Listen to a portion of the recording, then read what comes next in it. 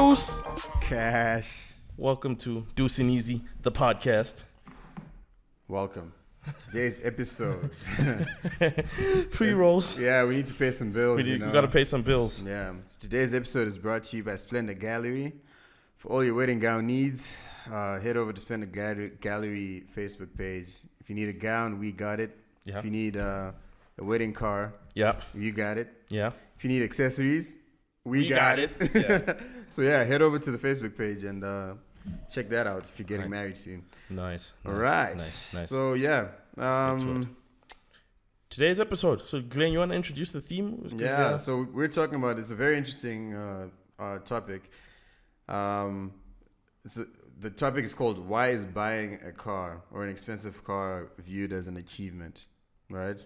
Or why do people value buying a car even though they can't afford it? And we're going to define what it means to afford a car. 'Cause I think affordability is very relative. Exactly. These days.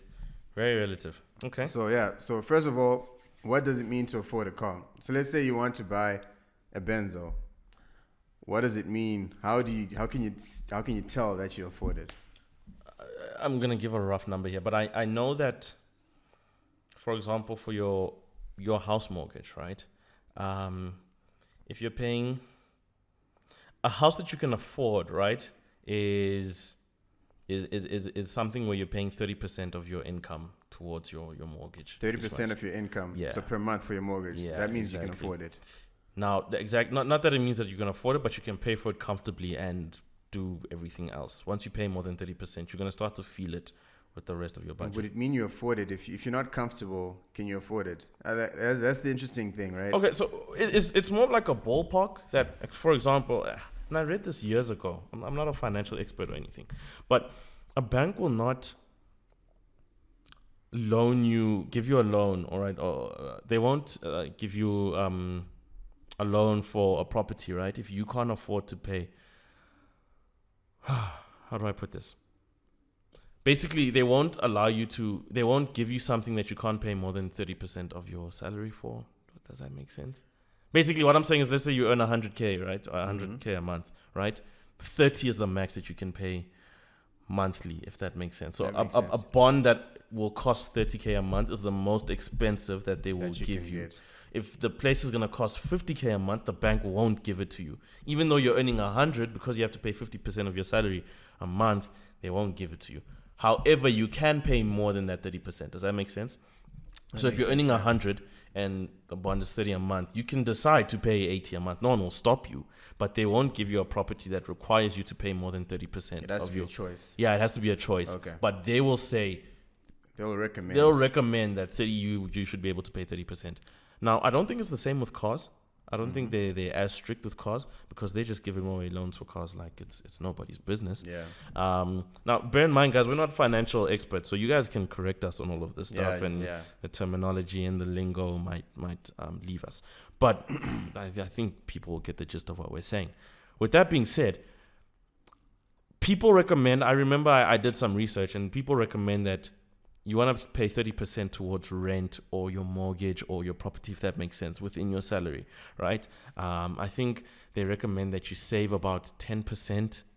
And they have these breakdowns. If you go on any of these, like Investopedia or whatever, they have a breakdown of what you should be doing with your money as a percentage. So 30% for your crib, 10% you save, 20% for this and that and all of that. So people can go check that out if they're interested. But we're talking about cars in this episode. Yeah. I don't know what the number is, but I think that you should be able to, when you say you can afford a car, I think you don't want to be paying more. Anything from 15 to 20% of your salary, I think, is the cap for what you're paying for a car. You know what I'm saying? I think 15 to 20%.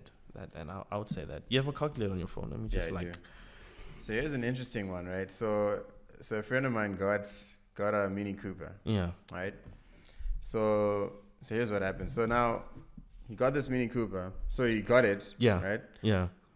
And then it got bust. Okay. It wasn't like an accident or anything. It was like something inside got bust, whatnot. Yes, so he I hear you. So he took it to the, I don't know if it's a Mini Cooper shop. Who makes Mini BMW. Coopers? BMW. So he I'm sure they might have a dealership or something. Yeah. But I think BMW are. So he goes with this well. car to the dealership or wherever it gets fixed. Yeah. He's like, I have a problem with my car. Can you check it out? Okay. They're like, cool. So they check it out.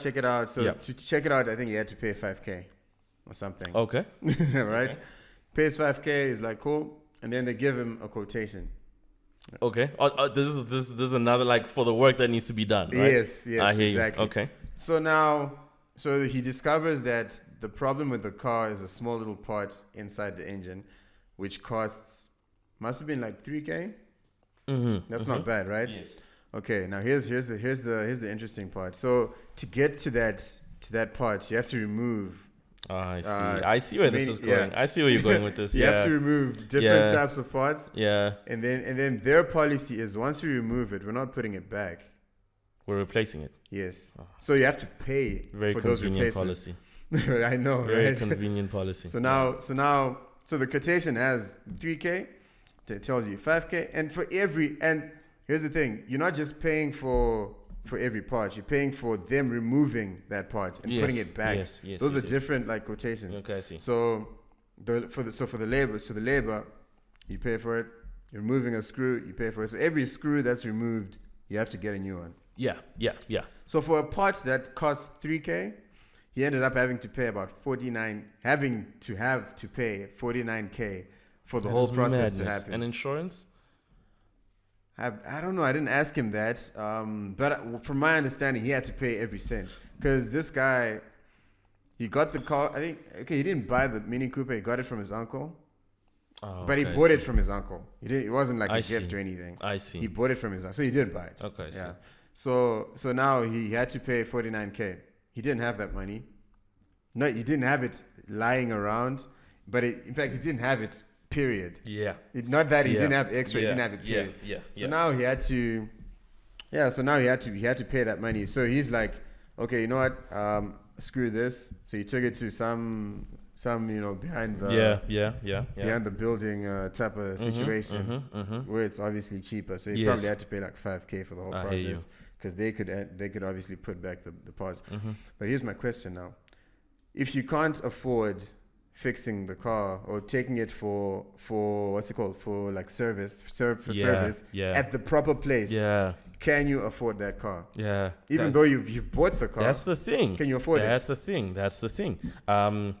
It's these are things that people don't think about. You told me the joke about. Tell the folks that joke that you told me. Okay, so a guy goes to the Benz dealership, right? So he wants to buy a Benz, basically. So obviously, those sales people, they come, they're telling you the specs, horsepower, blah, blah, blah, right? Yeah. And then the dude asks, what's the fuel consumption for this car? Literally, the salesperson just left. Exactly. We have nothing to talk about. We're done. Wrong question. Forbidden question. You don't ask, if you're in a Benz dealership, don't ask what fuel consumption is, what the fuel consumption is for that car. Yeah. That's basically what the joke is all about. Okay, so, it's a topic that I think needs to be discussed. And I think I have a message for a lot of people because I've been working for about 1.5 years now, right? And look, what we're earning where I work is not. It's average. It's pretty. Alright. It's all right.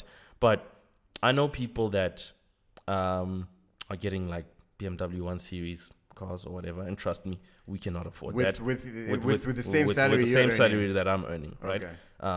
Cats is getting 1 Series BMWs. People are getting, just all of these things.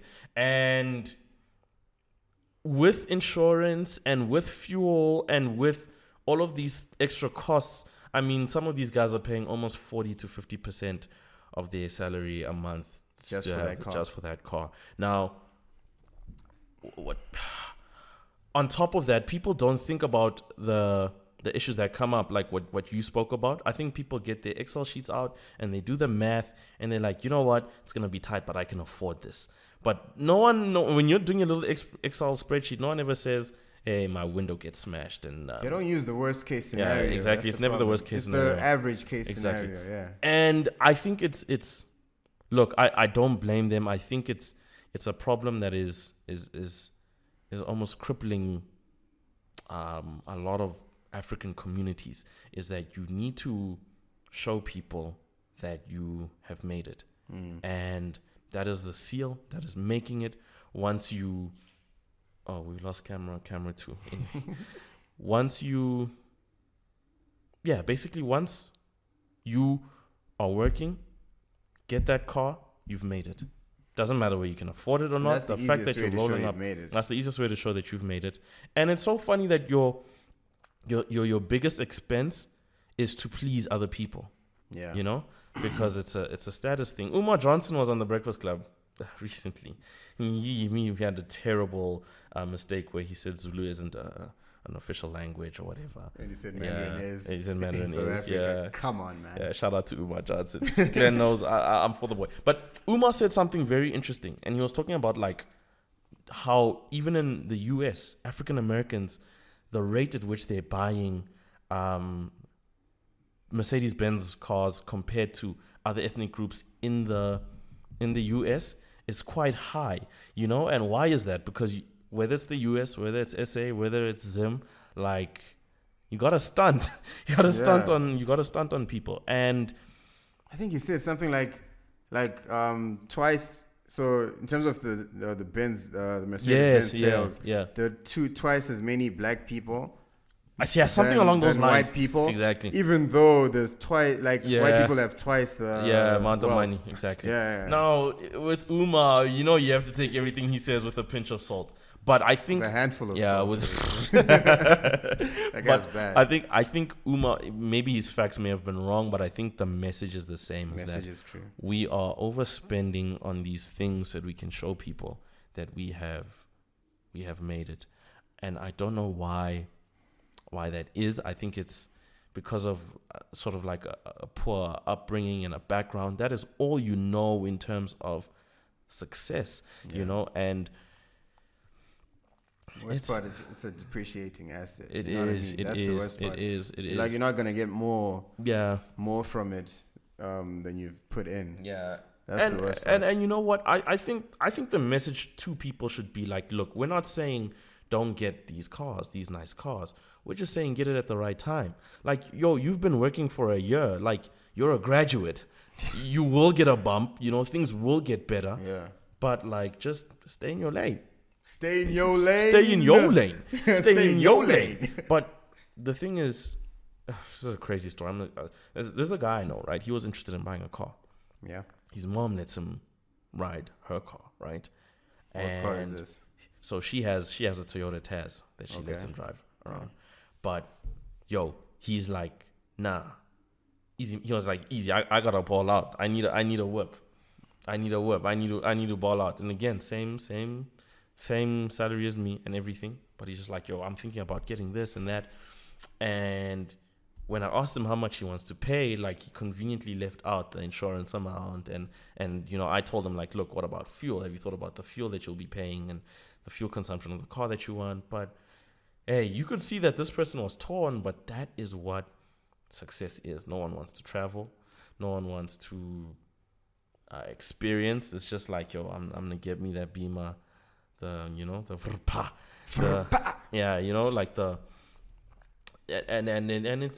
sad, man. It's sad. Like, a lot of pressure. I actually want to share this story. Kendrick Lamar bought his sister a Toyota.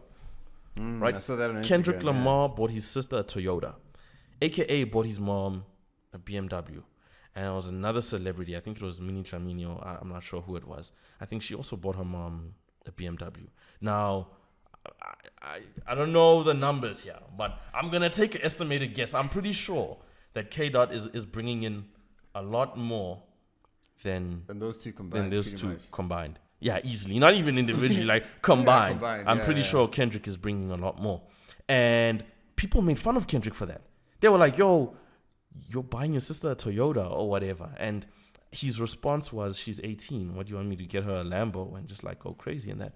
And for me, that story didn't make news at all. No one spoke about it. But when Minnie bought her mom a BMW, and God bless her and all that she's done. Yeah, like, I'm not trying dope. That's dope. Yeah. This isn't me like breaking down her success or whatever. But like Kendrick says, be humble. And there's a certain humbleness that we don't have. And I think what made me sad is that people praise these people for buying their parents' BMWs. He buys his sister a Toyota, and everyone has him.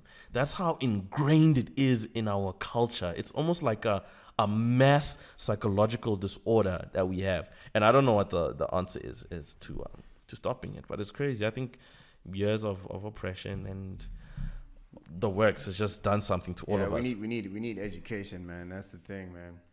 And also, so I have another example. Like, this dude, right? So this is not really about a car. So I have a story about a car where a guy really he upgraded his Benzo. Okay.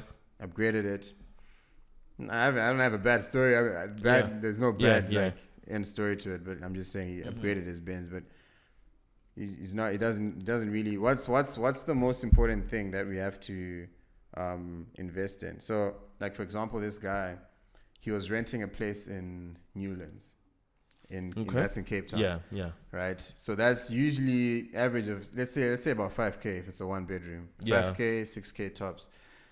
So he moves over to a place in Century City, place with a pavilion, whatnot. Beautiful place, right? Yeah. Costs I don't know, like 10K, 11K. Yeah. So his friend was telling me this. He was like, "Yo, man, this dude is so smart." Whatnot. I'm like, "Yeah, what happened? What did he do?" He's like, "Yeah, he moved to this place in Century City. It has a pavilion, it has a pool, it has a communal area, like a common room." Yeah. And I'm like, "Oh, that's pretty dope." So when he said he's smart, I thought he's paying the same price. You know what I mean?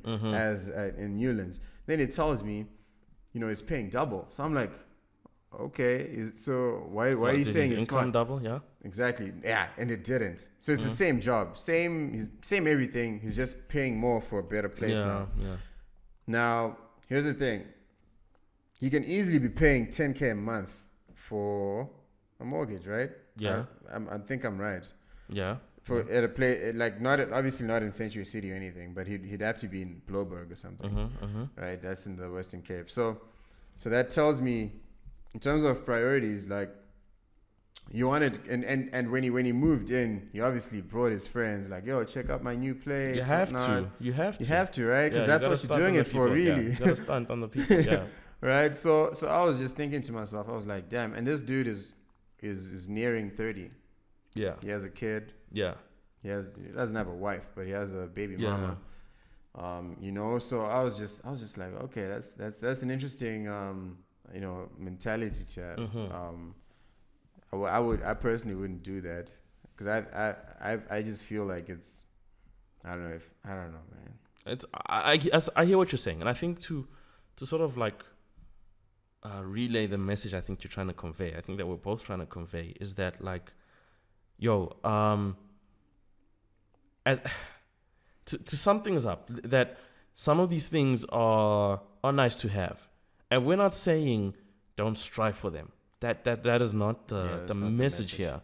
The message here is that, like, really understand what it means to be able to afford something, because I think as a people, we are struggling to come to grips with that, and these institutions are taking advantage of it. They're taking advantage of it. When I started working, I rented out a place, and I just wanted, you know what I wanted? I just wanted internet for the crib. That's all I wanted. I just wanted LAN connection. They told me, no, you have a low credit score, you can't get no internet, which is fine. It was like maybe $400 a month. Okay, I waited 3 months, got my credit score up or whatever. If I asked for a car, boom, watch, I'd get that car. I know people who were in the same situation as me, but the banks are like, we'll make a plan, we'll get you that car.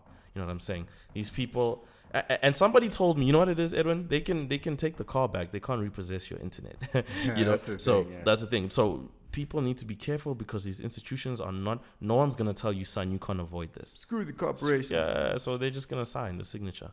We're going to go a little bit over here.